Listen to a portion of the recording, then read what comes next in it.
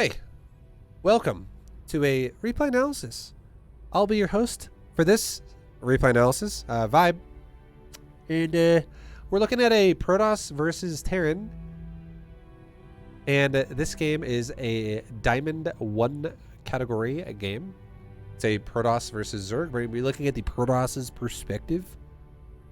And the way replay analysis work is we take away the harvester count right there. Get the fuck out of here. We even take away the top part. Get out of there. His opponent was named Dajin, big bald Dajin. This man has large testes. And we got Magic Mike, otherwise known as Magic Man. This game is already sexy as fuck.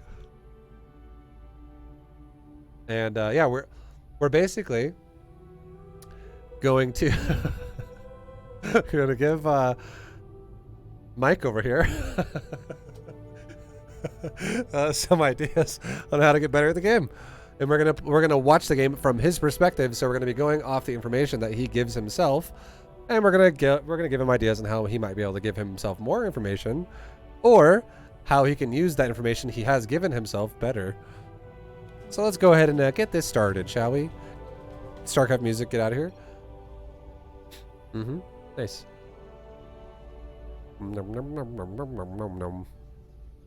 So we are against the Zerg. First things first.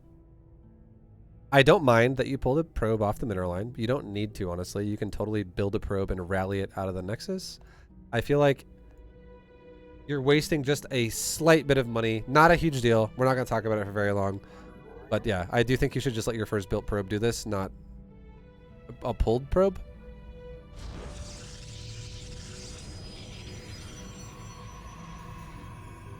Also, that pylon, I'm not going to lie, is a little close to the wall.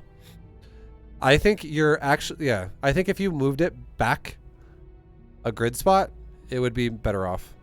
Like, you could honestly even put it, like, up one. And that might actually block the Nexus. But you could literally go left one guaranteed and you would not block the Nexus. The reason why I say this, you want to try your best.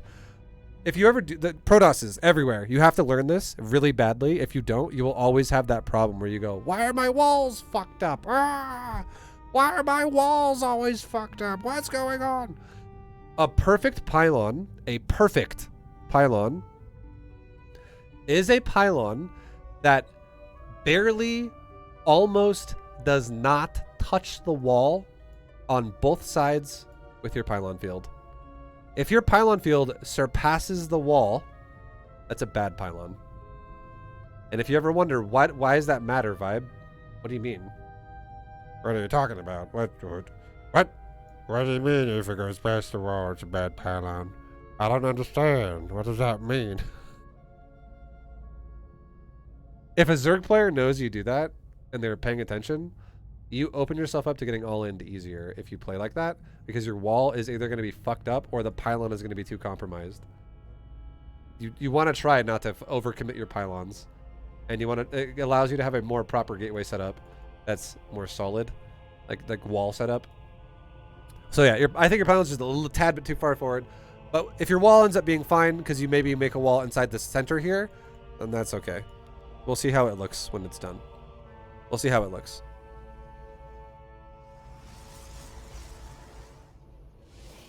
Nice chrono boost. I like it. Let's see your gateway.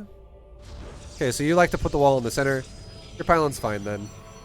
The way you put your wall down, this pylon's fine. It's okay. But if you were going to use if you were going to use the interior instead of the exterior, your pylon would be fucked up and it would be too close. You could totally wall in this map with 3 buildings as well still, just so you know. You don't always have to wall with 2 buildings on this map. But again, if you're like, how do I do that? What I just said with the rule of pylon field to wall, that's how you do that. That's how you gauge your range there. That's how you make a perfect architecturally placed pylon.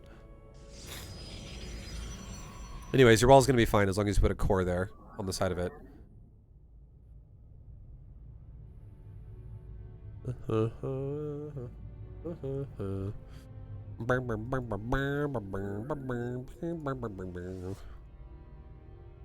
Okay, you're getting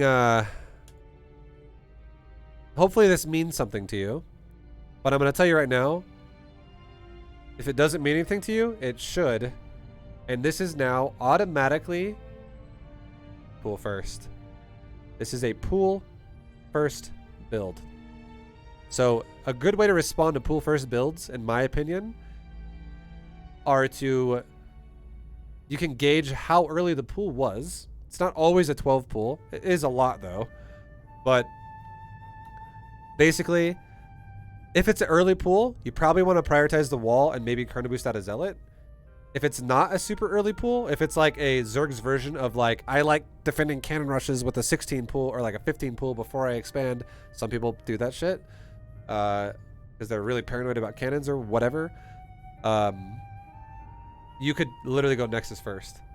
Like after the gate, sorry. You could go gate, then Nexus, then core. But we'll have to see what it is. But automatically, this should tell you pool first. You get into his base and you see a gas. That tells me it's probably not a 12 pool, because anybody who makes a gas and expands and has a pool, this is probably like a 14 or maybe even a 15 pool, not a 12 pool. So exactly, I would say the pool should not be done, because if it was done, that would be a 12 pool. But it's not done because it was a delayed pool. So if we were to go back in the replay and look at the build order, this is like a 15, 14 pool, something like that. This is exactly what we just talked about. I bet if you were to ask Dejin, why do you make your pool the way you do before you take an expansion? He probably says, because I fucking hate Protoss and all their stupid cheeses.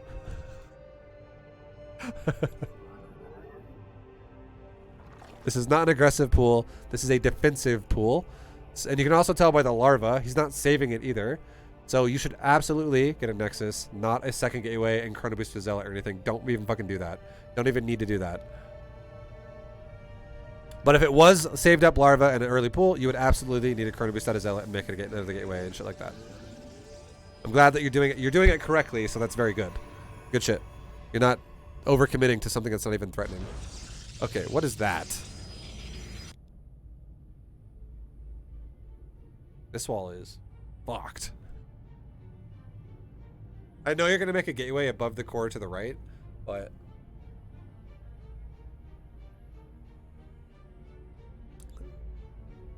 I don't like this wall that much. The reason why I don't like this wall that much, don't let anyone fool you. If you've ever seen a higher level player wall like this as well, don't worry. Walling is not their strong suit. If that person had stats, they'd be like micro, 8 out of 10. Macro, 9 out of 10. Architecture, walls, 3 out of 10. That kid doesn't know how to put the square and the square block in the square hole. He's trying to jam that Protoss's wall. He's like, I got a square. And he's like jamming it in the fucking circle until it fits. Okay? If you ever see high level players do walls like this, that guy's got a low fucking score in walls. There's a concept to it, okay? The concept to a wall that is not shit is you want as little surface area of a single building as possible, and you want to have that combined between all of your buildings. So right now, your fucking gateway is almost fully exposed on one side, and it's completely exposed on the other side.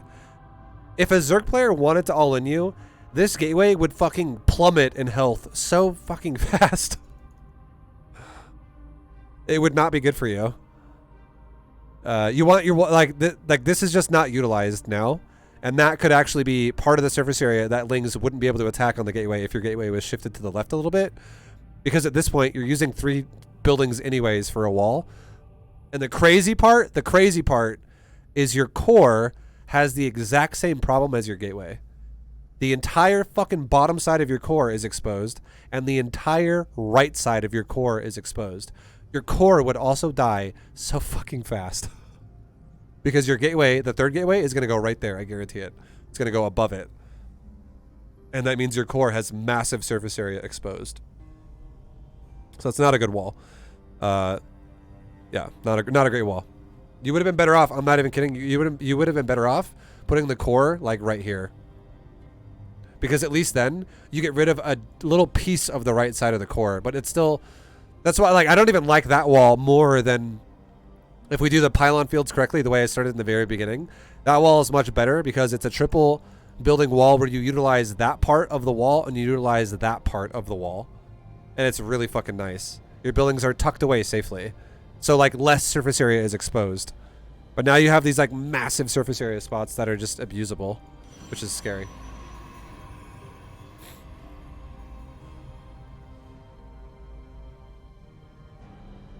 But good scout. And now he's attacking you with lings. So he did eventually make lings anyways when your probe was in his base. So, and you're making a zealot and you... Okay, so I would say you don't need to chrono boost that zealot. I'm glad that you made a zealot. Simply because you saw lings. But keep this in mind, okay? Keep this in mind. It takes a Zergling more time to go from the main base to your natural than it does for you to make a zealot. It takes a zealot 27 seconds to make, no chrono boost. And it would take a Zergling like 35 seconds to go from the main all the way down across the map. Or whatever fucking path it'll take to your base. It'll take longer, essentially. Guaranteed. So you didn't actually need to chrono boost this. At all. And then you could have saved your... Like, the reason why it's important is because you could have saved a chrono, because now you don't have one. Unless you burn a new chrono when it's available. But you could have saved this chrono for when your core was done, and you could have chronoed out like a stalker or an adept, which would have been way fucking better.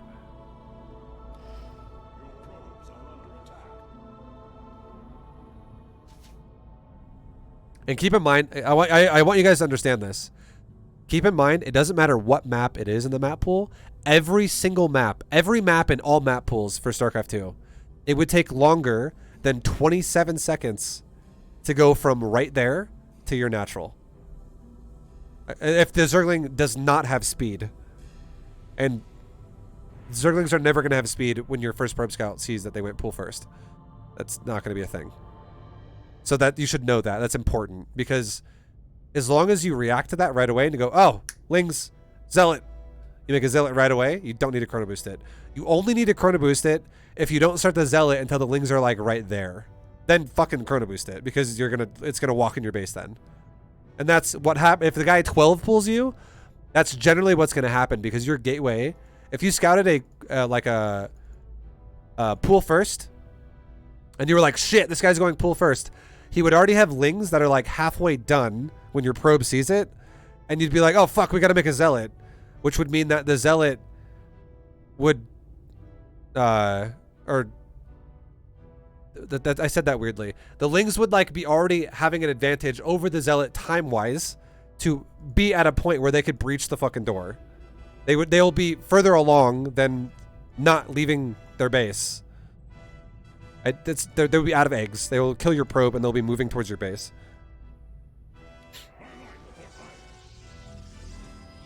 If you haven't made a zealot by then. And then that's when you need to chrono boost it for sure. It also depends when you scout too, because not everyone scouts the same.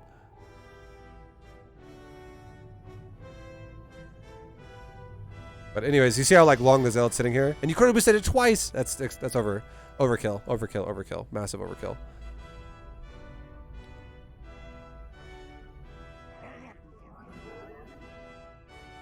I know you're chrono boosting an adept at this point, but one of the best things you can do at this point in time, like chrono boosting is fine. It could have been better. You could have just used 1 instead of 2 there. It's okay though. But one thing you should do in this position is just do not make your second gas as a priority so fast. If you're worried, that is. And it seems like you're worried because you're double chronoing. Instead of making a second gas, make a battery. And then make your second gas. And chrono boost probes. And don't chrono boost your gateway. If you're worried. Because as long as the door is closed, you're fine. And more units are being made out of the gateway, you're fine. You don't need to chrono boost it. Once you have the door blocked and you have like a backup unit, you're totally fine. So chrono boosting at least once is great. But chrono boosting it multiple times is a bit overkill, is what I'm trying to tell you. And it's always best if you chrono boost it when you do the adept in the first place, rather than not like doing double zealot chronos.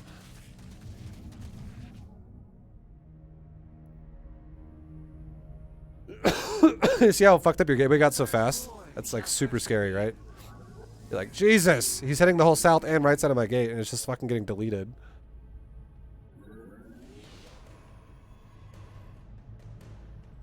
Also, in the future, I seriously, I tell every Protoss to do this. It's so important. Every Protoss should do this against Zerg. Stargate before Warp Gate. Especially if you think your opponent's going to all-in you. Stargate before Warp Gate. Every fucking time. The amount of time you're going to save on getting your first air unit out is so much faster if you skip that Stargate right away, because your second gas is barely going to generate gas by the time you can make the Stargate. So when you talk, what that means is, if we're talking about how long it takes you to mine 50 gas off of one gas geyser, that's a difference of like getting a Stargate like 12 seconds faster or not. Some shit like it's definitely substantial.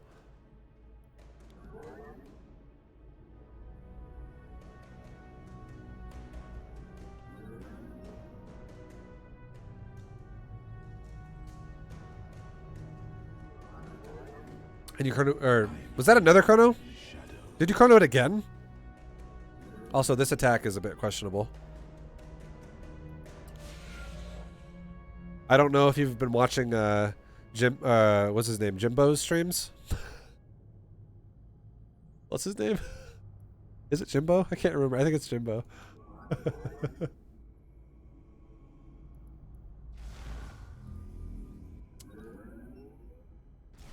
Yeah, I'm not a big fan of this attack, I'm not gonna lie. The only reason why I'm not a big fan of this attack is because I feel like these units could actually be useful at taking a fast third base. You could like have these units tucked between pylons and nexus at your third, and then they could just make lings like less effective. I don't think they're trash. And a faster Stargate would also counter, you know, Roach all in, right? But now that you've sent these units out, and you've also delayed your Stargate because you went Warp Gate first, this Warp Gate is going to do nothing for you in this defense. I guarantee it's going to do nothing. And then your Stargate is delayed, so... Or you don't have a Stargate, you went Robo. That's fucking scary. I mean, you can go Robo first against Zerg, but that's scary as shit. There's only 2 times I would ever recommend going Robo first, okay? If you're not doing one of these 2 things, you should probably just try not to go Robo first. Robo first. So, like, if you're doing B to GM, again, if you're Diamond 1, try to, like, start doing more shit than B to GM, because this build was designed for Platinum and below, not fucking almost Masters League. But if you want to go Robo first, and we're Diamond 1, the only times you'd want to go Robo first is if you're going to do a Sentry Immortal all-in, which is kind of scary to do nowadays because Ravager's kind of shit on that. It used to be really good, but ever since Ravager has existed, it makes that build a lot weaker. And then either that, or you want to go Robo Bay immediately and do something like weird with like Disruptors or Colossi and do like a timing attack. If it's not one of those things, Robo first kind of sucks against Zerg. Like, it's not the best opening tech structure. Council and Stargate are so much better for opening. Like, Robo is a support structure, not a primary structure against Zerg at, like, Masters level. So, yeah, I feel like this might be B to GM, and if it still is, you're gonna have to... I would highly recommend getting some new tricks, because just going Stalker Immortal, like, A moves at this point in time... It can work, but you're making your life harder than it has to be if you just refuse to ever learn how to do a different build and like micro and stuff at this level of skill. Glorious combat is upon us.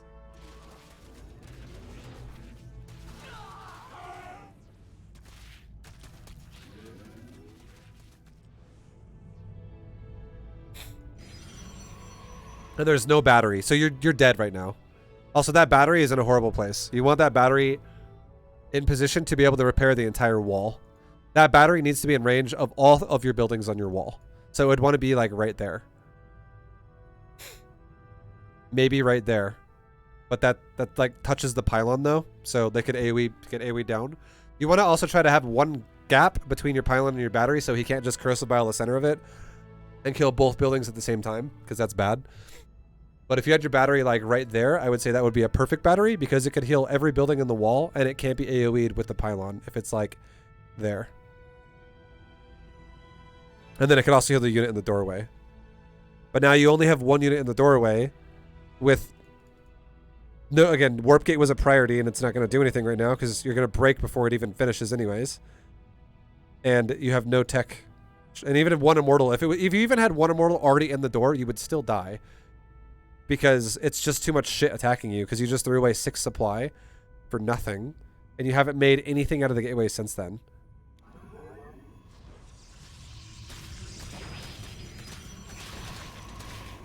I feel either way it's too late now. Only way not to die is to go Stargate. No. Honestly, no. This is how you would have not died, okay? First things first. Make a fucking battery like we talked about. That is so massive at how much time it's going to buy you. Like that battery is going to make your... I'm not even fucking shitting you. That battery would make your wall not breach for about 20 fucking seconds. Like guaranteed. The chance of the Zerg breaching your wall when that battery exists within the first 20 seconds is like 1% chance. It's if you like basically, whoops, I right clicked back there and he ran into my base. Oh fuck. Like that's about it. Because all you got to do is overcharge it and then manually repair your buildings if he target fires it and they get lower. It'll heal it up so fucking fast.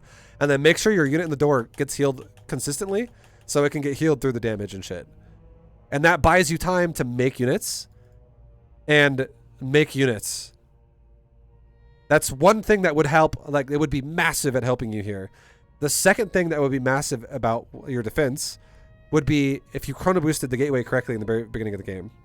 So don't chrono boost the first zealot against Zerglings when they're not even leaving their base yet as you make your zealot, as we talked about. Your zealot will finish before they can somehow quickly cross the map and get into your base. The Zerglings are not that fucking fast if they don't have speed, and they will not have speed at that point in the game. The earliest a Zerg player can get speed is like just after 3 minutes if they one base quickly take like 13-12 gas. Like 13 gas, 12 pool.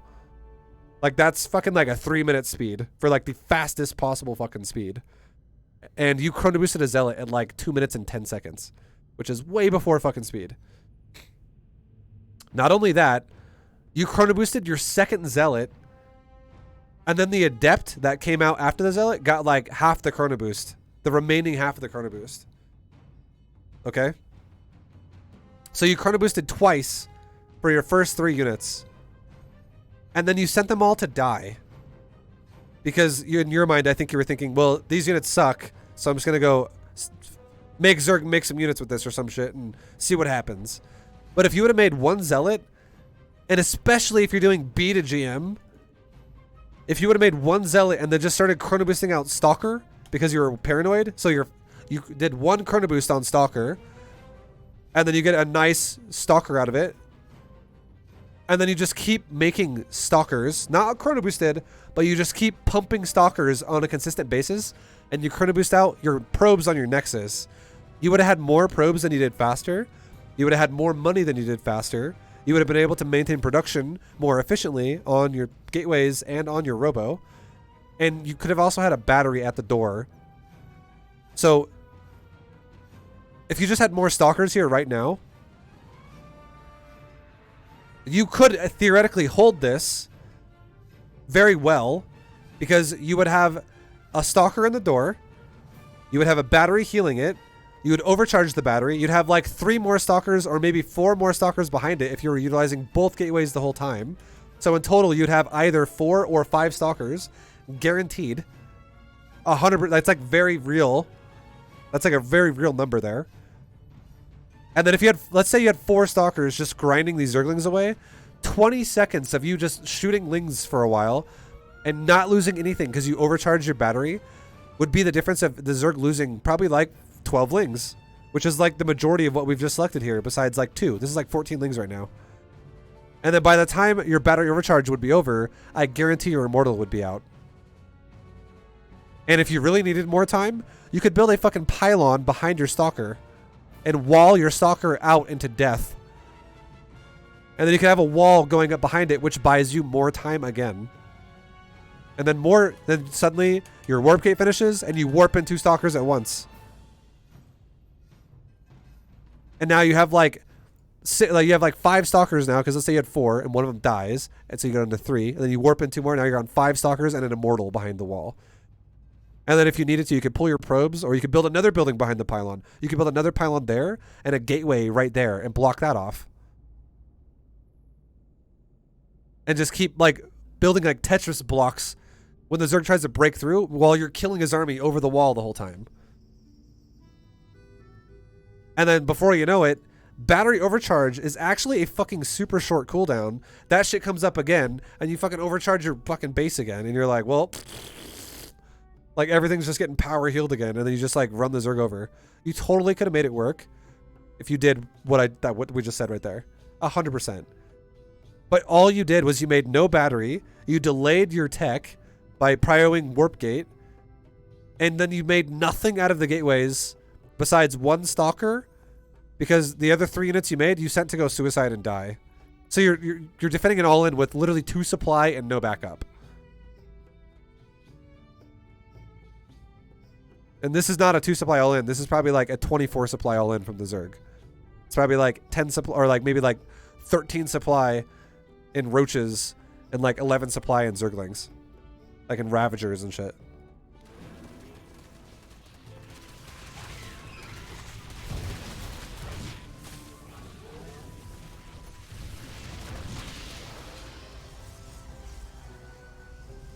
That's not that many units. You could have, if you just had some more stalker, you could have totally fucking defended that. And a battery.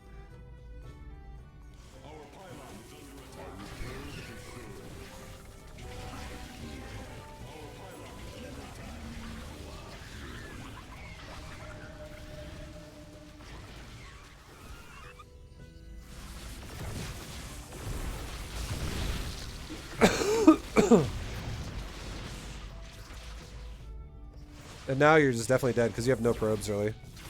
So it doesn't even matter what happens at this point, you just won't have any probes. And if he sends any more units at you at all, you're 100% going to die. You're definitely dead. But does that make sense? Every game, or is there something I'm scouting to make the battery? Aggression! You scouted aggression! You scouted pool gas before natural, and he made lings. The gas would be the biggest reason why you make a battery there. I'm telling you right now, if you see a Zerg taking a gas before they even have their natural, that's fucking aggressive. That is so fucking aggressive.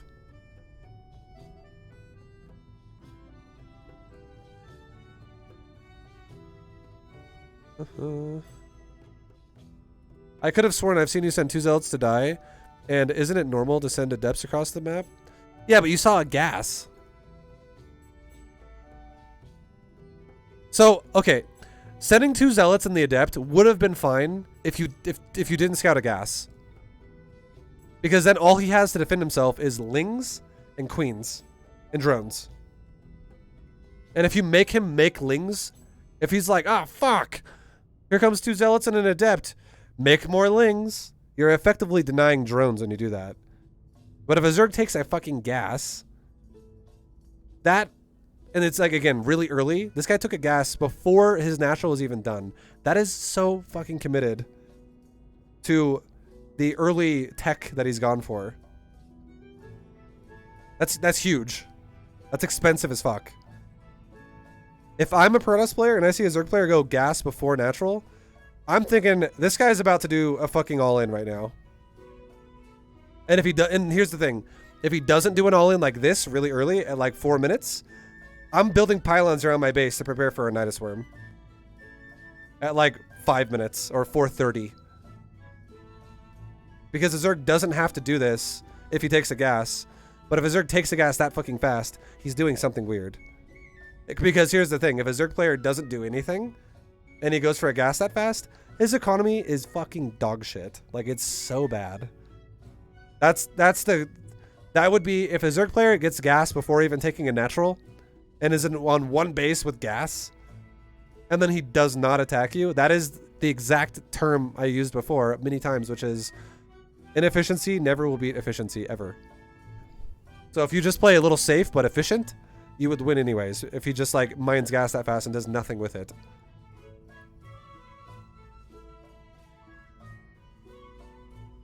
But yeah, you need to respect that gas a lot more for sure. 100%. That's definitely a committed attack by Zerg. Does that make sense, Woe? That was a good question, by the way. I feel like I didn't elaborate on the gas as much as I should have. So hopefully that makes sense. But anyways, much love, guys. Thanks for watching. I will see you guys again in the next video, whatever it is. Thanks for hanging out. Appreciate you. Much love. And I'll see you guys next time.